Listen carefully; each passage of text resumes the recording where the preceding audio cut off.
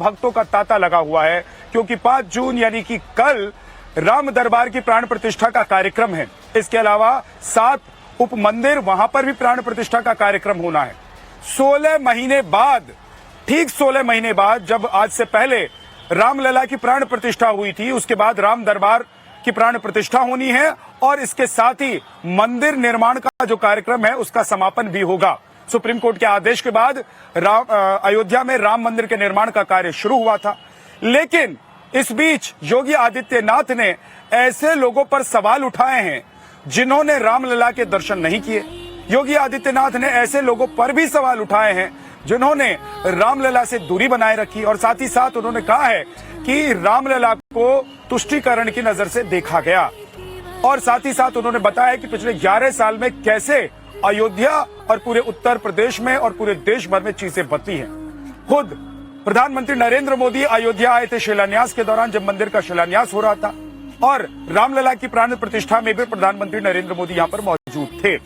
लेकिन अभी भी विपक्ष के कई ऐसे नेता हैं, विपक्ष की कई ऐसी पार्टियां हैं जो प्रभु राम से, रामलला से दूरी बनाए हुए है। ऐसे में सवाल उठता है कि रामलला से दूरी क्या तुष्टीकरण के लिए है जरूरी, और रामलला के पास नहीं आएंगे तो 27 में क्या वोट पाएंगे, और 27 में क्या सत्ता में लौट कर आएंगे।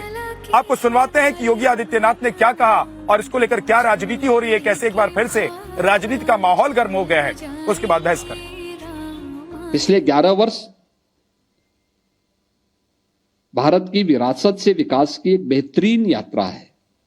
भारत की विरासत को आजादी के बाद पहली बार पहचान मिली है, पहली बार मिली है। याद करिए, मोदी जी पहले प्रधानमंत्री हैं जो अयोध्या में राम जन्मभूमि मंदिर निर्माण के शिलान्यास में भी आए और रामलला की मूर्ति प्राण प्रतिष्ठा के कार्यक्रम में भी आए। पहले प्रधानमंत्री हैं मोदी जी, पहले प्रधानमंत्री। तो पिछले 11 सालों में कैसे भारत ने विकास के एक नए सफर को तय किया है, कैसे अयोध्या ने विकास के एक नए सफर को तय किया है, और लोगों ने जो सपने में सोचा था सिर्फ वो सपना साकार होकर सामने आया है। प्रभु श्री राम का मंदिर बनकर तैयार है और पूरी तरीके से अब मंदिर बनकर तैयार है। पहला फ्लोर यानी कि फर्स्ट फ्लोर जहां पर राम दरबार है, वहां पर भी कल बड़े कार्यक्रम का आयोजन होने जा रहा है, प्राण प्रतिष्ठा का कार्यक्रम है। लेकिन ऐसे में सवाल ये है कि कुछ नेता आखिर क्यों दूरी बनाए हुए हैं। तुष्टीकरण के लिए राम मंदिर से दूरी इतना जरूरी कैसे हो जाता है, जरा सुनिए योगी आदित्यनाथ क्या कह रहे हैं। बाबा साहब भीमराव अंबेडकर जी ने जब संविधान बनाया था तो संविधान के अलग अलग पृष्ठ में उन्होंने जो चित्र दिए थे उनमें से एक महत्वपूर्ण चित्र वह भी है जिसमें भगवान राम, माता जानकी, लक्ष्मण, हनुमान जी के साथ पुष्पक विमान में बैठ करके वापस अयोध्या आ रहे हैं।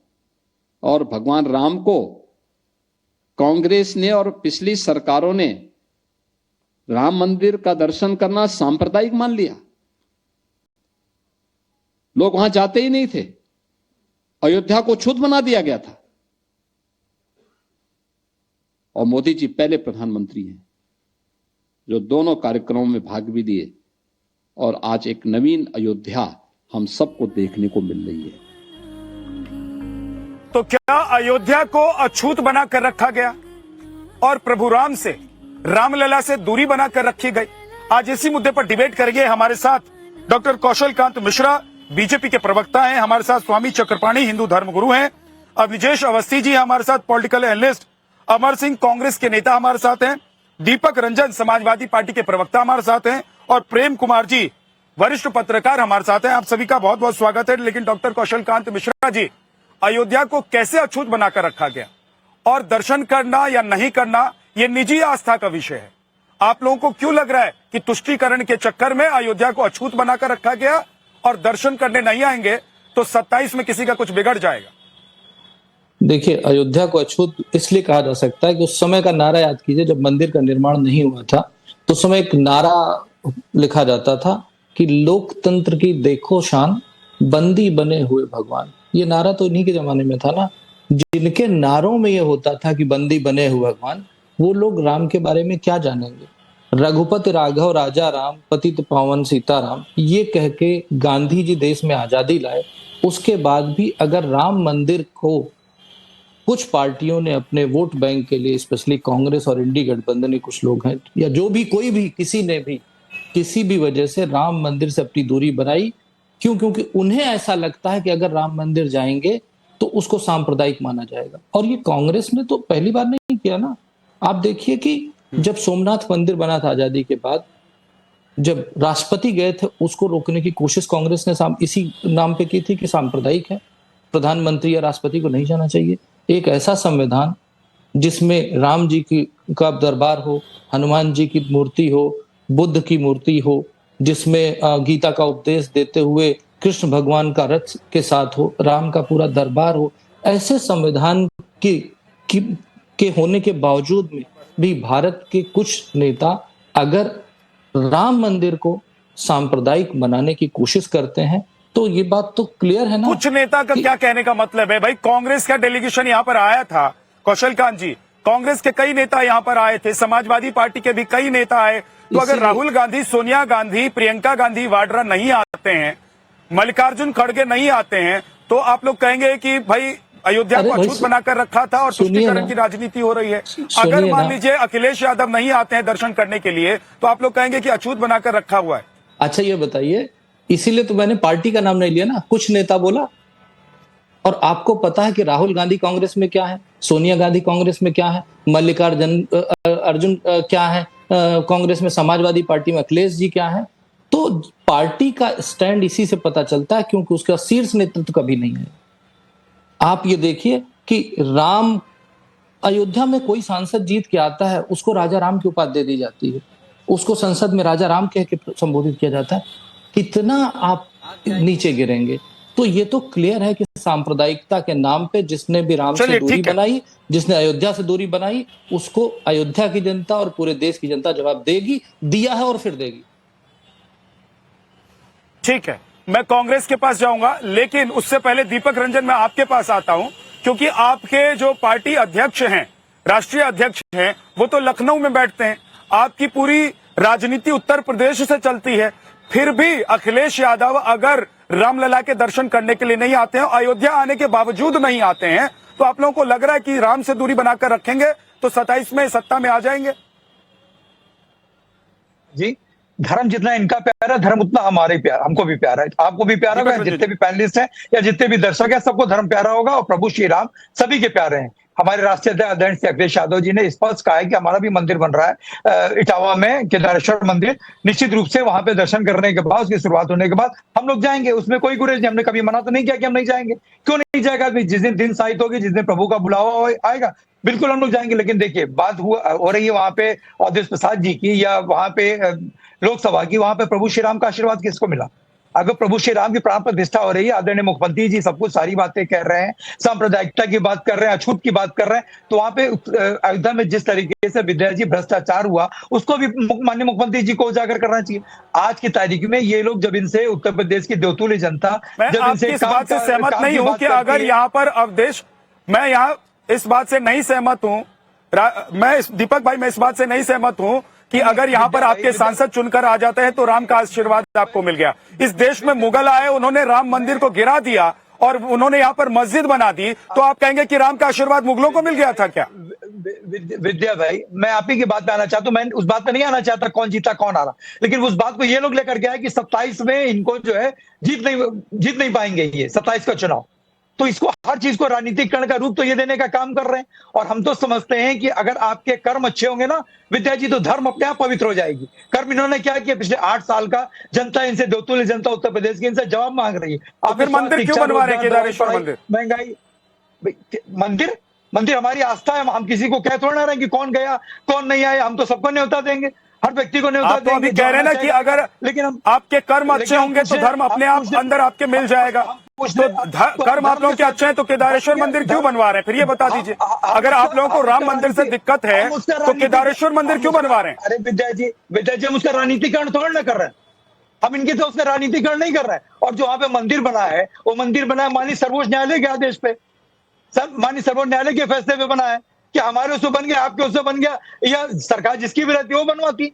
तो अगर फिर अपनी बातों को ही आप कॉन्ट्रडिक्ट कर रहे हैं दीपक भाई, फिर आप अपनी बातों को कॉन्ट्रडिक्ट कर रहे हैं। अगर ये मंदिर सुप्रीम कोर्ट के आदेश पर बना है तो फिर बीजेपी को आप लोग क्यों कह रहे हैं कि वो राजनीति कर रही है?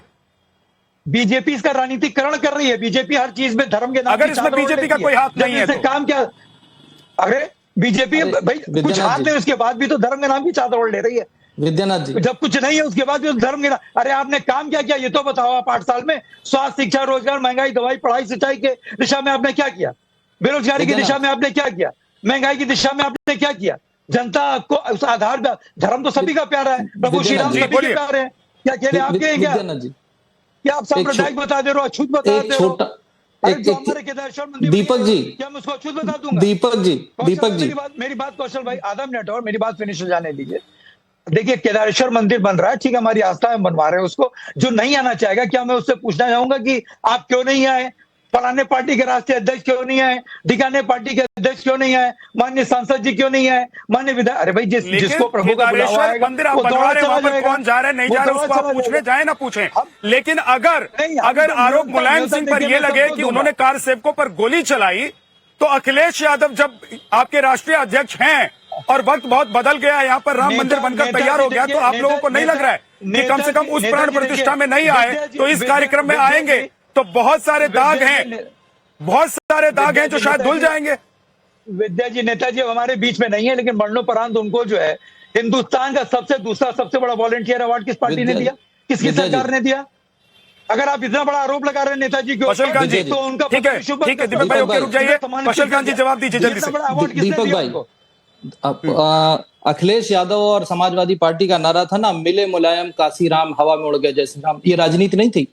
मथुरा न काशी, अयोध्या में अवधेश पासी, ये राजनीति नहीं है? लोकतंत्र की देखो शान बंदी बने हुए भगवान। सुनिए दीपक जी प्लीज बीच में नहीं, दीपक जी प्लीज बीच में नहीं। आपके अपने महासचिव कहते हैं कि जब वो आएंगे तो अपनी रामचरितमानस छपवाएंगे। वो रामचरित अपनी एडिट करके लिखवाने वाले थे, अखिलेश यादव ने अभी तक प्रिंट नहीं कराई। तो राजनीति तो आप करते हैं साहब। आप ये बताइए, इतने साल मुलायम सिंह की समाजवादी की सरकार रही, कितने मंदिर बनवा दिए? एक मंदिर का नाम बता दीजिए। आज इटावा मंदिर क्यों बना रहे हैं? क्योंकि आपको लगता है कि आप किसी भी मंदिर को राम मंदिर से तुलना कर देंगे। वो मंदिर जिसके लिए 400 सालों से सारा हिंदू समाज, पूरा भारतवर्ष लड़ रहा था, वो बन क्या है, उसकी तुलना आप किसी भी राम मंदिर से कर देंगे? इसी से पता चलता है कि आप क्या बोल रहे हैं और क्या कर रहे हैं।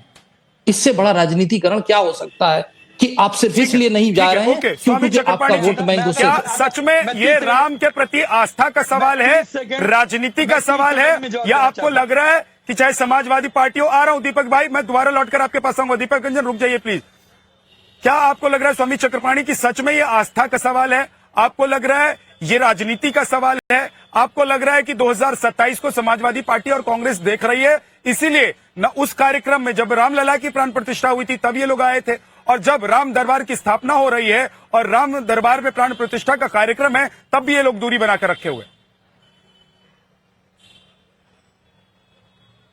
देखिए विद्यानाथ जी, एक बात समझना होगा कि चाहे 27 का चुनाव हो, चाहे 29 का चुनाव हो, चाहे पिछले जो चले गए वो चुनाव हो, चुनाव आते रहेंगे जाते रहेंगे, लेकिन इसमें कोई दो राय नहीं कि आज़ादी के बाद सबसे ज़्यादा अगर किसी को उपेक्षा का शिकार बनाया गया तो हिंदुओं को बनाया गया, सनातन धर्मियों को बनाया गया। हमें याद है कि जब पिछली यूपीए की सरकार थी उस समय हमने एक नहीं कितने पत्र हम देते थे कि कम से कम धार्मिक स्थलों की, धार्मिक नगरियों की, आप 14 के पहले आप अयोध्या जी जा करके देखे होंगे, पूरा लगता था कि हड़प्पा मोहनजोदड़ो की खुदाई से निकला हुआ, इतनी गंदगी, इतनी पुराने बिल्डिंग जो खंडहर हो चुके थे, उसके लिए हम बार बार सरकारों को पत्र देते थे, कोई सुनने को राजी नहीं, मिलने को राजी नहीं। आज कम से कम देश के, चाहे देश के प्रधानमंत्री हो, चाहे प्रदेश के सरकारें हो, आज उस पर कम से कम जागरूक है। आज आप जाके देख सकते हैं आप कितना विकास हो रहा है।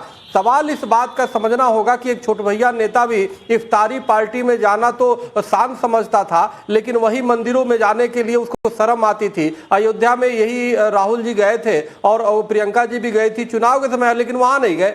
तो कहने का मेरा मतलब हमेशा से अयोध्या, काशी, मथुरा से लोग बचते रहे हैं, हमेशा धर्म और इफ्तार करने में शान समझते हैं। आज ये गर्व की बात है कि देश का प्रधानमंत्री जब हमारे राम मंदिर में जाते, किसी मंदिर में जाते, तो सिर्फ जाते नहीं है, वो दंडवत प्रणाम करते हैं, लौट के प्रणाम करते हैं। उन छुट भाइयों को और तमाम नेताओं को संदेश है कि देखो, देश का प्रधानमंत्री जब एक बहुसंख्यक की भावना का सम्मान करता है तो उसको कहीं ना कहीं आशीर्वाद जनता का भी मिलता है, परमात्मा का तो मिलता ही है। सवाल इस बात का है, आप तुष्टीकरण में इतने अंधे हो जाते हो, आप इफ्तारी पार्टी में इतने अंधे हो जाते हो कि हिंदुओं की उपेक्षा करते हो, उसके देवी देवताओं की, और भगवान राम को काल्पनिक तक कह देते हो माननीय कोर्ट में। सवाल इस बात का कब तक हिंदू बर्दाश्त करे? तो कहीं ना कहीं किसी ने उस घाव पे मलहम लगाने के लिए कोई सरकारें आई, कोई सत्ता में आया, वो ठीक है कि माननीय सर्वोच्च न्यायालय से निर्णय, हम खुद उसमें पक्षकार थे, लेकिन बीजेपी की सरकार, चाहे मोदी जी हो या योगी जी है, सबने कम से कम सम्मान किया हिंदुओं की भावना का,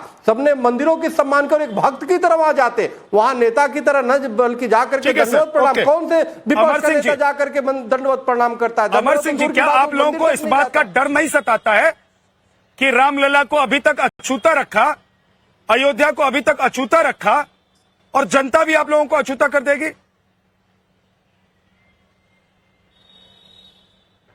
किस बात की डर, किस बात की डर? राम अगर ये कहते हैं कि आप, स्वामी जी अभी कह रहे थे कि मैं मानता हूं, स्वामी जी जो कहते हैं उस बात को अगर आप ध्यान देखें तो रामलला सिर्फ बीजेपी का नहीं है, भगवान राम सिर्फ बीजेपी का नहीं है, ये सबका है, हम मानते हैं। और ये भी यही स्वामी जी कहते हैं कि राम तो सब जगह है। कहां है? राम का बुलावा आएगा, आपके हो सकते हैं, राहुल गांधी के हैं क्या? प्रियंका गांधी के हैं क्या? बिल्कुल राम है। देखिए, राहुल गांधी के हैं, प्रियंका गांधी के हैं, सोनिया गांधी के हैं, मल्लिकार्जुन खड़गे के हैं। मुझे बता दीजिए, आप लोग राहुल गांधी चीन चले जाएंगे, अमेरिका जाएंगे, ऑक्सफोर्ड यूनिवर्सिटी में भाषण देकर आएंगे, लेकिन दिल्ली से उड़कर अयोध्या नहीं आ सकते हैं। अब तो फ्लाइट की भी व्यवस्था हो गई है। इसका मतलब यह है ना कि बीजेपी जो कह रही है उनके आरोप में दम है।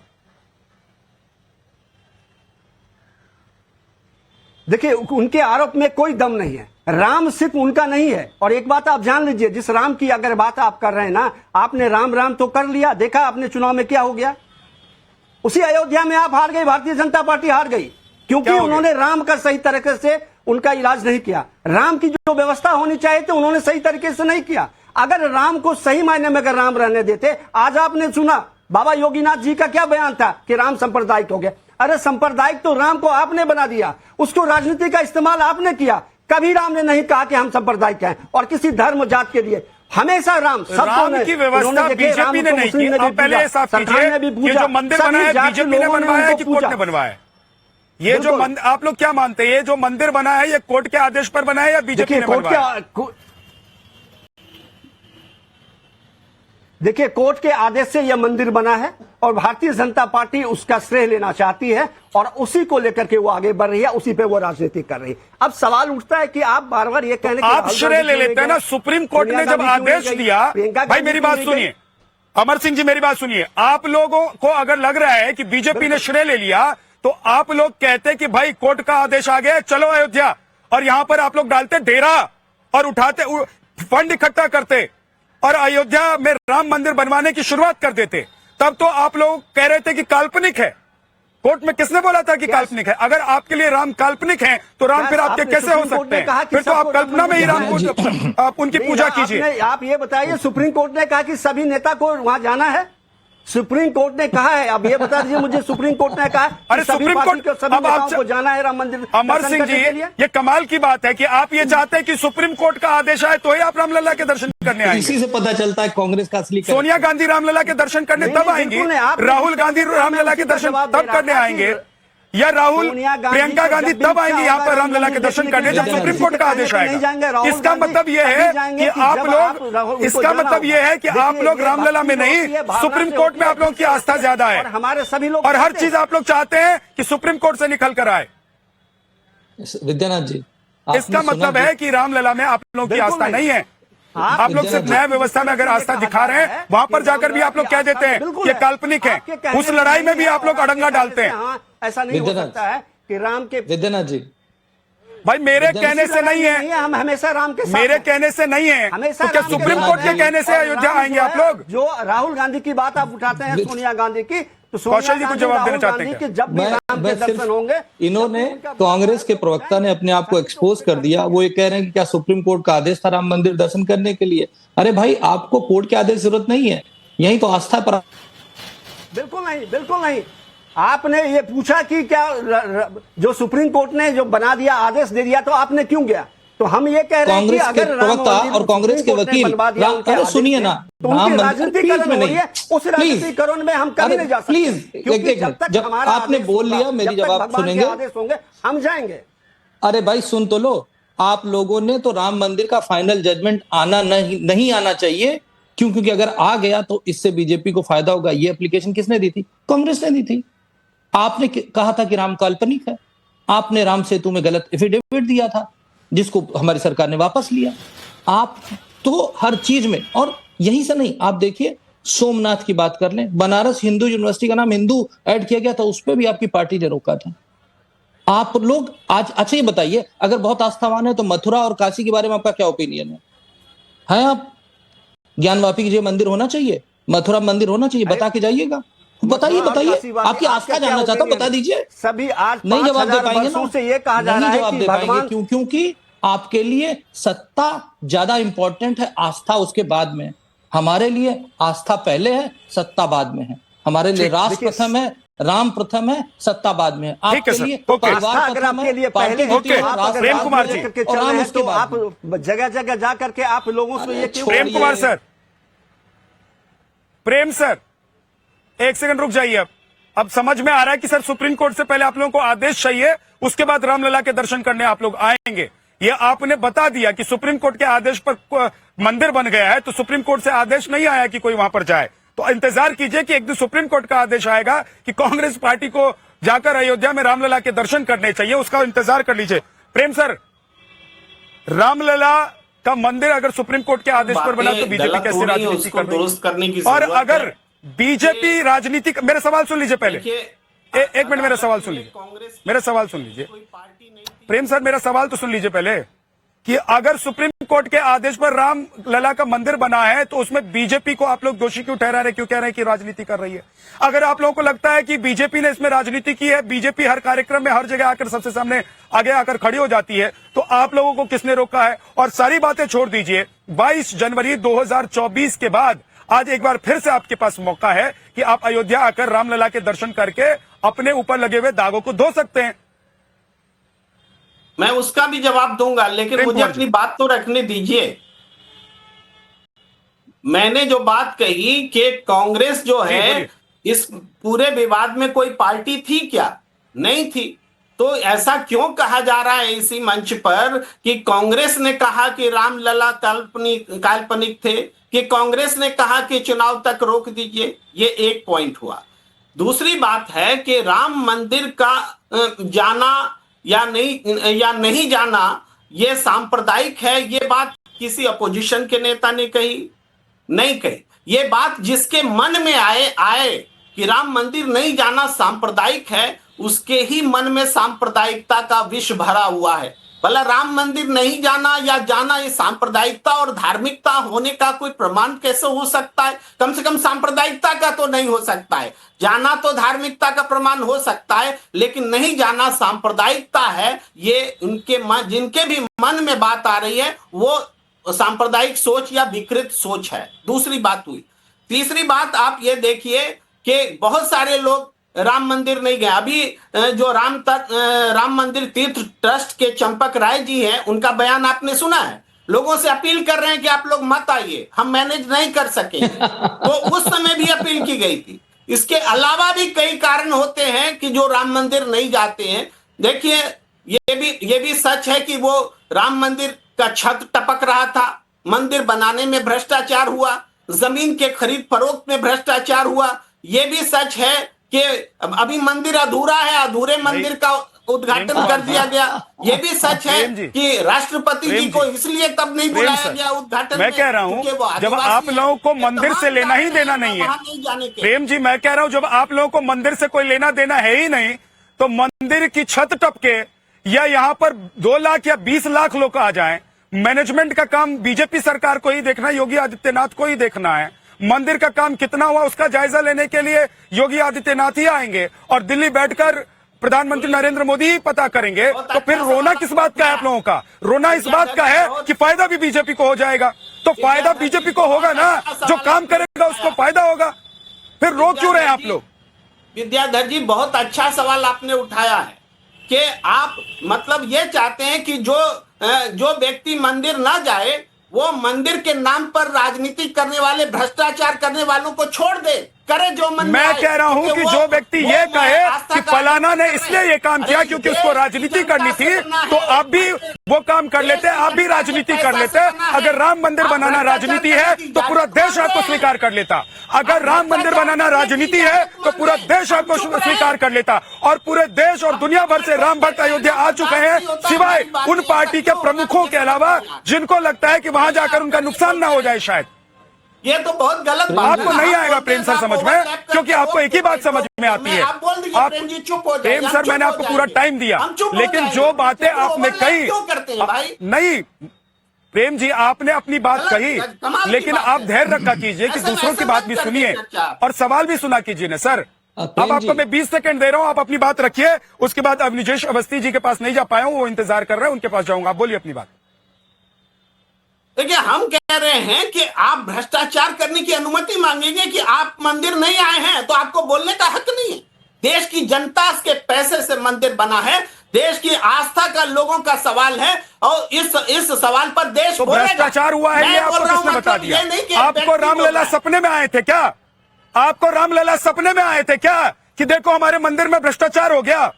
कौन सी रिपोर्ट है कि राम मंदिर में भ्रष्टाचार हो गया? इसका मतलब यह है कि एक तो आप लोग राम मंदिर के आप लोग पहले राम मंदिर के मामले में अड़ंगा अड़ाते थे और राम मंदिर बन गया तो उसके बाद दुष्प्रचार करेंगे, आप बदनाम करने की कोशिश करेंगे, आप बरगलाएंगे लोगों को। कौन सी रिपोर्ट बता रही है कि राम मंदिर में भ्रष्टाचार हुआ? बताइए, एक रिपोर्ट बता दीजिए। अगर सुप्रीम कोर्ट के आदेश पर राम मंदिर बन रहा है, ट्रस्ट इस मंदिर को देख रहा है, तो भ्रष्टाचार कहां हुआ ये बताइए। अगर आपके पास कोई रिपोर्ट है, तथ्य है तो बोलिए, नहीं तो मत बोलिए। प्रेम जी, आप सीनियर जर्नलिस्ट हैं, आप व्हाट्सएप यूनिवर्सिटी की बातों को डिबेट में मत रखा कीजिए सर। मैं आपसे ये उम्मीद नहीं करता हूँ। मैं नहीं बोलता सर, बताइए कौन सी रिपोर्ट है? मंदिर में रिपोर्ट बताइए, एक रिपोर्ट बता दीजिए। अभी मंदिर बनकर तैयार नहीं हुआ, आप लोगों को रोना शुरू हो गया कि भ्रष्टाचार हो गया और छत टपकने लग गई है। अरे छत टपकने लग गई है या भ्रष्टाचार हो गया? कम से कम लोगों को इस बात का भरोसा है कि राम मंदिर बनकर तैयार हो गया। अभिजेश अवस्थी, मंदिर का शिलान्यास हुआ। आप लोग अधूरे मन की वजह से राम मंदिर नहीं आ पाए तो ठीक, और राम मंदिर में अगर रामलला विराजमान हो जाए तो वो अधूरे मन से विराजमान हो गए। अभिजेश अवस्थी जी, क्या विपक्ष की परेशानी ये है कि रामलला का मंदिर बन गया, पहले प्राण प्रतिष्ठा के कार्यक्रम में नहीं आए, अब दूसरी बार राम दरबार का प्राण प्रतिष्ठा का कार्यक्रम होने जा रहा है, उसमें भी इसलिए नहीं आ रहे हैं क्योंकि आएंगे तो नुकसान हो जाएगा, जो तुष्टीकरण की राजनीति है वो चारों खाने चित हो जाएगी, या फिर उन लोगों को लग रहा है कि भाई इससे दूरी रहो। विद्यानाथ जी, टाइम है मेरे लिए ना, अभी समय है मेरे लिए ना, तो ताकि मैं जवाब दे सकूं बिल्कुल सर, तमाम बातों का। बहुत समय सर, बोलिए। पहली बात तो ये है कि हाँ, तो पहली बात तो विद्यानाथ जी सिर्फ विरोध नहीं किया, मजाक उड़ाया।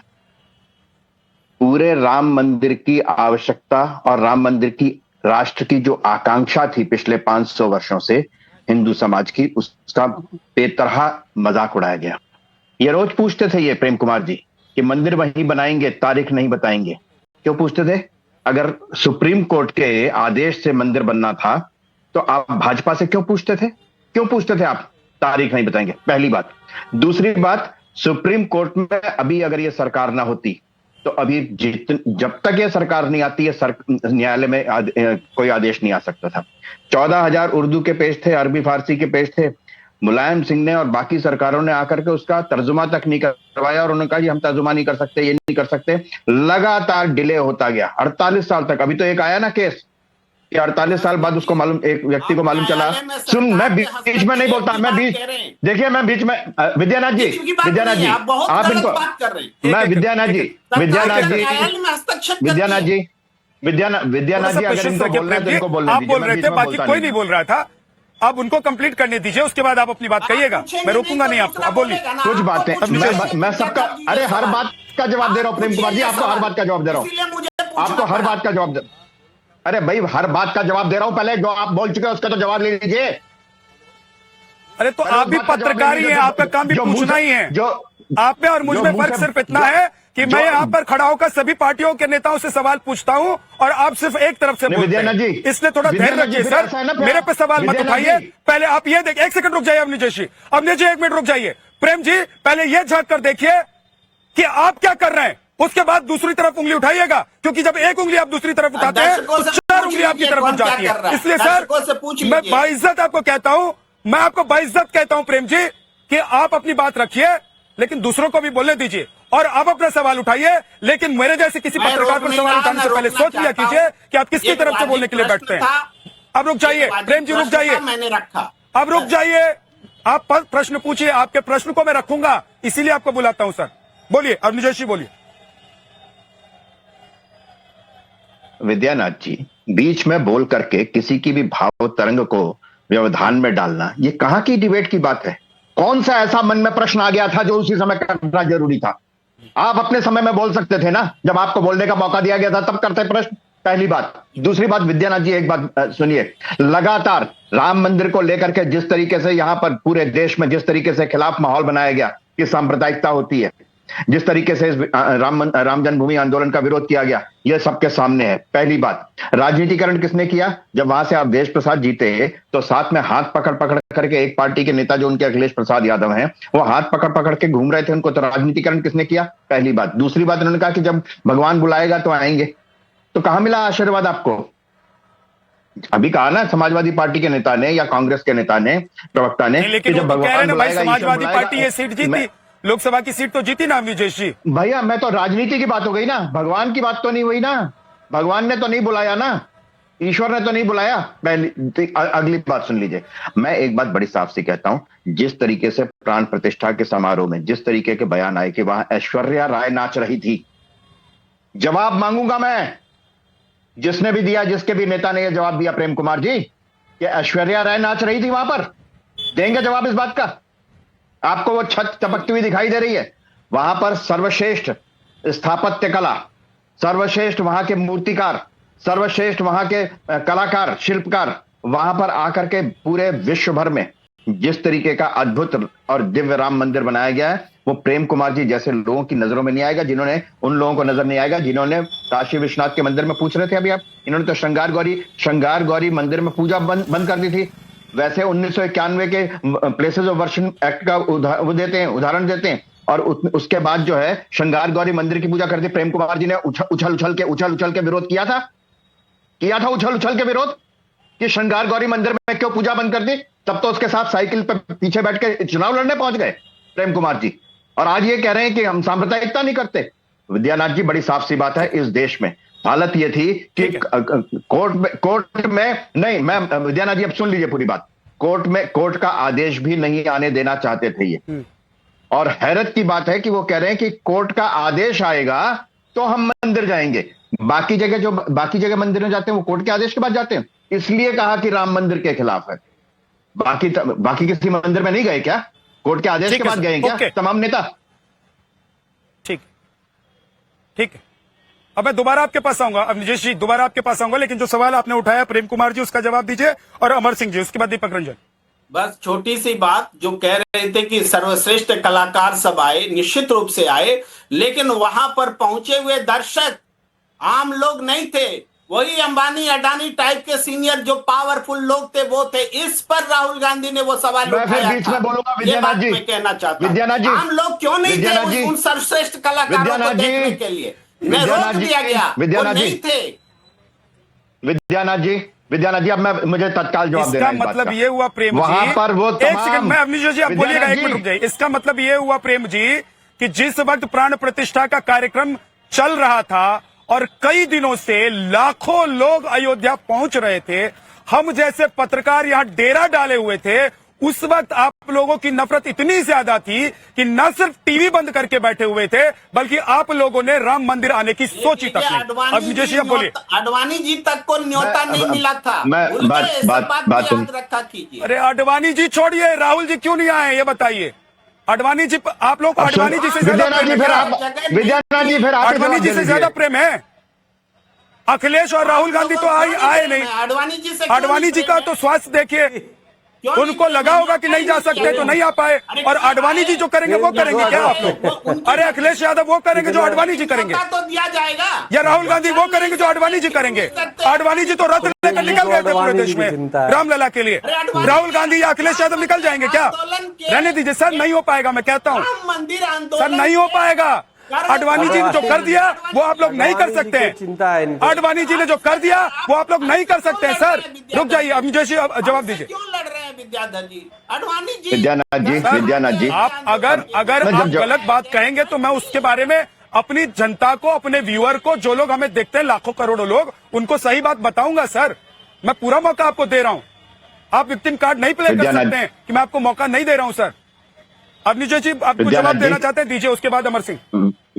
विद्यानाथ जी, बात ये सच है कि जो वहां पे नहीं थी ऐश्वर्या राय, जिनको ऐश्वर्या राय वहां दिख गई, उनको वो सफाई कर्मचारी, उनको वो मजदूर, जिन्होंने शिल्पकार, जो वे आम आदमी जिन्होंने सर पर रख करके गारा उठाया था, वो नजर नहीं आए, जिनकी वास्तव में उस मंदिर की प्राण प्रतिष्ठा के दिन बाकायदा उनका सम्मान और अभिवादन किया गया। इनको नजर नहीं आएगा क्योंकि जो नहीं थी ऐश्वर्या राय वो नजर आ रही थी इनको, तो वो कैसे नजर आ सकते हैं? आयोजन ही नहीं होता। बात सुनो, चुप, बीच में नहीं, मंदिर बन जाता, बीच में नहीं। ये राम विरोधियों का नहीं है, मैं बोलने नहीं दूंगा, मैं नहीं बोलने नहीं दूंगा, मैं बोलने नहीं दूंगा मैं ना। विद्यानाथ जी, बात बड़ी साफ सी है। इतने सालों के पश्चात ये राम मंदिर बनने की इनको कोई उम्मीद नहीं थी। इन्होंने पूरी राजनीति ऐसी कर रखी थी कि राम के लिए रथ निकाला तो आडवाणी जी को गिरफ्तार किया। ये वो पार्टी है, ये प्रेम कुमार जी वो आदमी है। आज आडवाणी जी का नाम ले रहे हैं। आडवाणी जी के पास पत्र भी गया था, निमंत्रण पत्र भी गया था, स्वास्थ्य के कारण नहीं आए, लेकिन ये वही आदमी है प्रेम कुमार।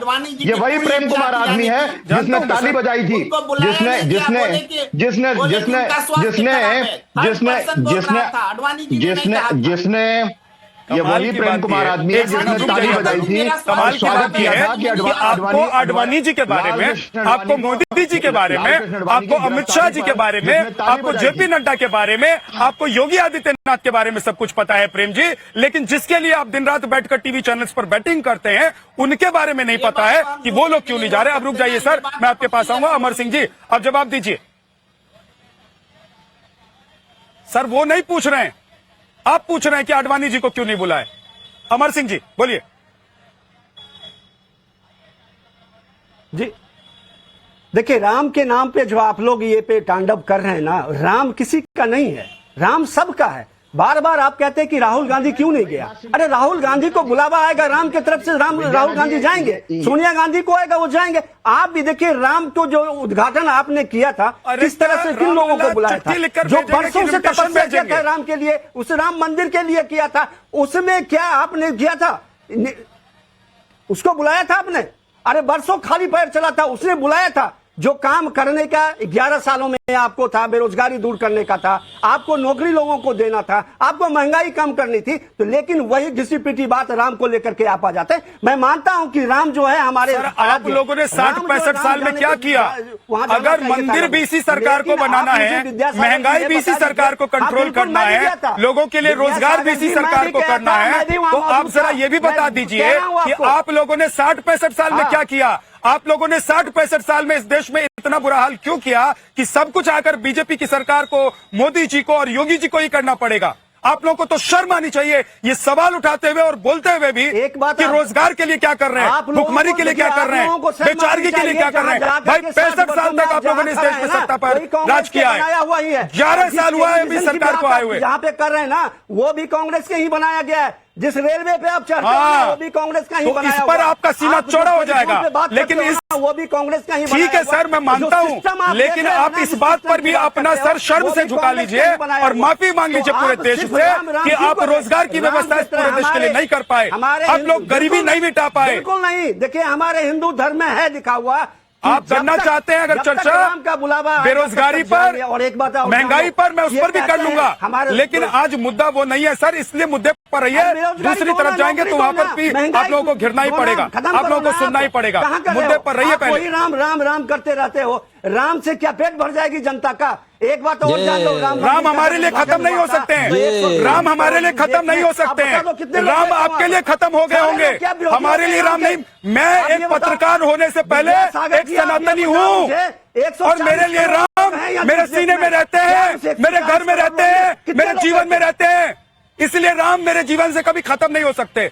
अमर सिंह के जीवन से खत्म हो सकते हैं क्योंकि वो कांग्रेस में है और वो कांग्रेस के लिए बोलते हैं, कांग्रेस के लिए बैटिंग करते हैं, इसलिए आपके जीवन से राम खत्म हो सकते हैं, मेरे जीवन से राम कभी खत्म नहीं हो सकते। क्यों जाने स्वामी चक्रपाणी जी जब हमारे ये कह रहे हैं, छत में हमारे कुर्सी मुझे नहीं पता, तो भैया आपके दिल में अगर भगवान रहते हैं तो आप मंदिर क्यों जाते हैं, घर में मंदिर लगाकर पूजा क्यों करते हैं? यहाँ मुझे ये बताओ आप।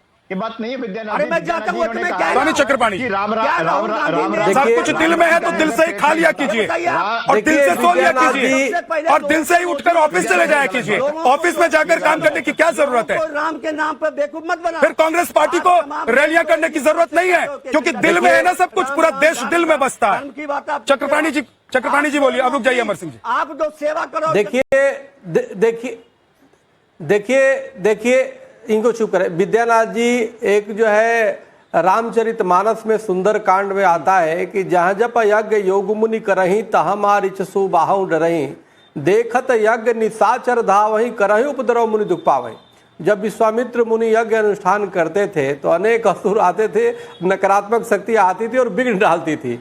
वही हाल आज जो है कहीं न कहीं विपक्षियों की हो चुकी है और खुद ही अपना उन्होंने किया है। जब भी राम मंदिर की कोई प्रतिष्ठा हो, जब भी राम मंदिर का निर्णय आए, जब भी राम मंदिर का निर्णय आने वाला हो या कोई भी सनातन से संबंधित धार्मिक होने वाला है, उसमें विघ्न डालने के लिए तुरंत खड़े हो जाते हैं और उनकी वाणी से तुरंत जो उनके दिल में है निकलना। आप देखिए ना, जैसा मूल वैसा फूल, वो लोग नहीं जाते। हमारे भी माननीय प्रवक्ता जी उनके बैठे हुए अभी क्या कर रहे हैं कि राम जी से पेट भरेगा।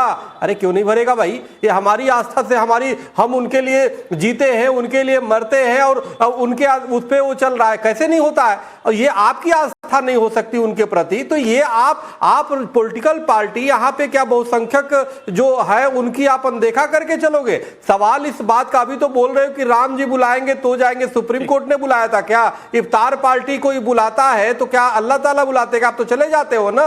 कोई भी बुलाएगा तो उसकी भावना का सम्मान करते हो ना, कि सीधे परमात्मा की फोन आता है कि जी आप आ जाओ इफ्तार पार्टी में। वहां पे अभी जो भारत जोड़ो यात्रा में एक कट्टरपंथी फादरी से, सुन लो भाई, अरे सुन लो भाई, कट्टरपंथी एक फादर था जो, अरे सुनो भाई, सुन लो, बीच में ना रोको। जो कट्टरपंथी एक फादर था केरल से, जो वो जो है हिंदुओं के खिलाफ भी विस्फोमन करता था, उसके पास राहुल जी जा करके उसको सीख रहे हैं कि क्या क्रिश्चियन कहता है, क्या हिंदू कहता है, क्या सनातन कहता है। तो हमारे हिंदू विरोधियों से तो बिना बुलावे में जाके मिल लेते हो, लेकिन यहाँ राम मंदिर है, सिर्फ राम मंदिर नहीं है, राष्ट्र का मंदिर है। और ऐसा नहीं कि राम मंदिर के पक्ष में जब निर्णय आया तो 5 एकड़ जमीन मुस्लिम भाइयों को भी मिला है भाई। तो आपको ये समझना चाहिए कि इसके साथ सर्वोच्च न्यायालय ने सबके लिए निर्णय दिया, इसमें आपको जाना चाहिए था, लेकिन ना, एक आदमी नहीं गया, दो आदमी नहीं, पूरी विपक्ष ही ने विरोध कर दिया।